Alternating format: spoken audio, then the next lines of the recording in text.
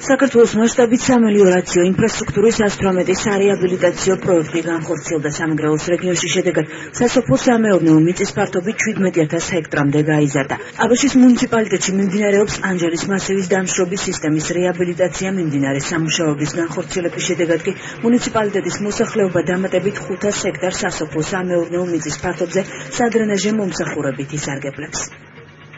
სოფლის მეურნეობის სამინისტროს მიერ ხორციელდება აბაშის მუნიციპალიტეტში ანჯელის დამშრობის სისტემის სარეაბილიტაციო სამუშაოები, განხორციელდება მთლიანი სადრენაჟო ქსელის რეაბილიტაცია, რომელიც შეეხება 12 კილომეტრს და დაახლოებით 500 ჰექტარი ტერიტორია გახდება გამოსადეგარი სასოფლო-სამეურნეო საქმიანობისათვის. სამუშაოები დასრულდება მინარეთის გაზაფხულზე, მის ღირებულებულ ახალ კონცენტრაციულ არის. დაახლოებით 25 წელია სამელიორაციო სამუშაოები მუნიციპალიტეტში არ ჩატარებულა.